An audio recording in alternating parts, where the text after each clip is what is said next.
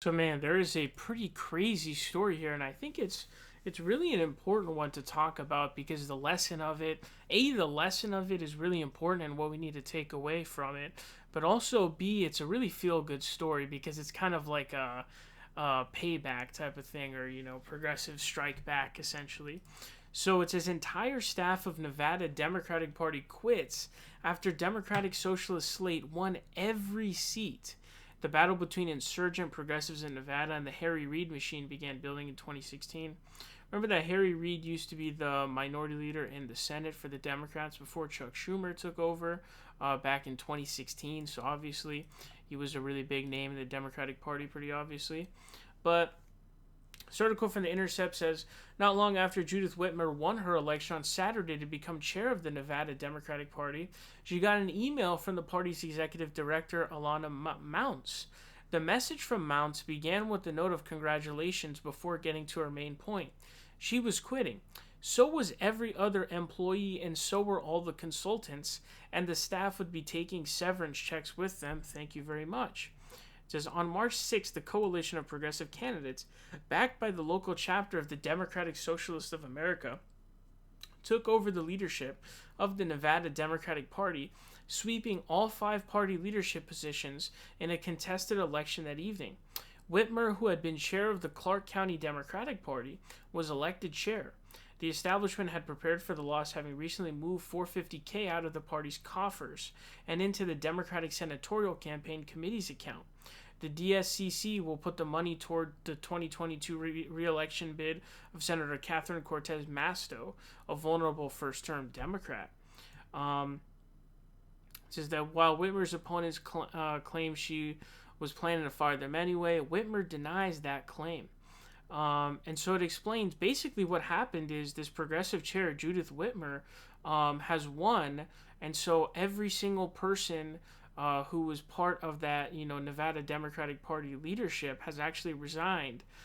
Basically meaning that the progressives have completely taken over control of the Nevada State Democratic Party, which is absolutely huge. Remember, Harry Reid had built this machine, and this article goes into a pretty big detail about this, actually. It's pretty interesting.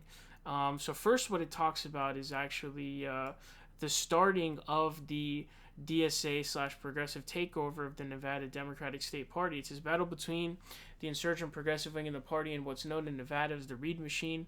Tightly run operation, still guided by former Senate Majority Leader Harry Reid, began 5 years ago when Vermont Senator Bernie Sanders organized support for his 2016 presidential primary run, while Reid was working behind the scenes to help his opponent Hillary Clinton. Over the next 4 years, outside organizations like DSA exploded in size and strength. Sanders' campaign focused on organizing tens of thousands of young Latino voters in the state with the goal of activating people whom the party hadn't bothered with before. And it worked. In the 2020 cycle, after investing heavily in Nevada, Sanders won a commanding victory in the Nevada caucuses. When the Sanders campaign ended, the organizers behind it were ready to take their project to the next level.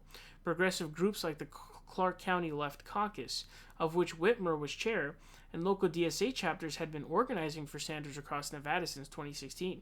They used their momentum and the state-level delegates they picked up during the caucuses to continue activating progressive pockets in the state with the focus on local office. Progressives led by the Left Caucus won a majority on the state Democratic board this summer, a sign their momentum was growing even without a candidate at the top of the Democratic ticket to get behind. This was certainly kind of immediately made possible by the caucus outcome, but it really started before then, and that caucus results were in and of themselves the result of a sustaining organizing effort and the slow accumulation of organizing infrastructure here post-2016, in large part through the campaign in 2018 for Amy Villela. Villela ran for Congress in Nevada in 2018, later became Sanders' Nevada campaign co-chair. During the presidential race, conflict between the Sanders element and the Reid machine have been kept below a boil, partly as a result of the personal relationships at play. So there were some relationships between high-up people in Bernie's campaign that kind of kept things at least cordial on the surface with Harry Reid's camp and the leadership in Nevada's Democratic Party. But remember, there was a lot of fighting between Bernie Sanders and his supporters and the Hillary supporters, because it was clearly rigged in favor of Hillary Clinton, the election was. in Nevada, right? So that was essentially all building, and Bernie Sanders was essentially able to demolish everybody in that Nevada caucus because of this organizing that they did. And this takeover is just so huge. And what I think it really teaches people, what it really teaches people is progressives, that this is such an important thing to focus on. This bottom-up approach is probably the only way it's really going to work. You have to have a combination of going for the local level up and then moving up towards House and trying to really affect those. When you win local seats, it has a heavy effect on the House and Senate seats in your state and in your local area. And so for lefties, progressives, this is becoming something that's pretty popular, is focusing on local politics, which is a really good idea. This bottom-up strategy in all of these places, in these states, man, it's a huge movement. It's really beneficial. This is how you really build a movement, how you actually win, how you win races and all of this kind of stuff. So this is just such awesome, great news is what it really is. But here's an interesting little bit. It says, in a twist of history, Reid himself actually produced the conditions that led to his own lieutenants getting tossed from office. It was Reid who successfully maneuvered in 2008 to make Nevada the first presidential caucus in the West. His reasoning was simple. He wanted presidential candidates to have to take a position on whether nuclear waste should be stored at Yucca Mountain. More precisely, he wanted that position to be no. In exchange for Barack Obama's promise to scuttle the Yucca Mountain project, Reid endorsed him after encouraging him to run. It worked. Obama appointed a former aide of Reid's to the Nuclear Regulatory Commission with instructions to halt the project. Those are the kinds of things Obama did to get elected. But obviously that's the machine that Harry Reid had built over in Nevada.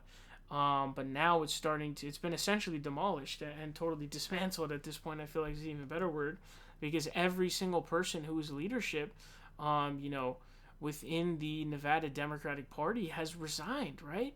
This is huge news. You're talking about essentially the seizing of an entire Democratic state's party, which is amazing.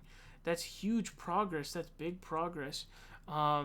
This is going to be a really good result. Again, focus on local politics and, the DSA organizers, the various progressive groups who are on the ground. They were heavily responsible for that Bernie Sanders demolishing in Nevada's caucus. And so this is a really important thing for progressives to understand. Better than a top-down strategy is really a bottom-up strategy where you start from the bottom by really focusing on these local races. Man, when you do an all-of-the-above approach, local races are much easier for progressives to pick up as well. It's the strategy, man. But this is great news. I mean, think about how awesome this is. I mean, in 2016, Nevada was just stolen from Bernie Sanders. It was rigged. Harry Reid was basically setting it all up for Hillary Clinton, who he had endorsed and wanted to win. This is just, it's karma, essentially. And this is take this as a blueprint. Every state that DSA's chapters are in and progressives and organizers, this is the blueprint that they need to follow, right?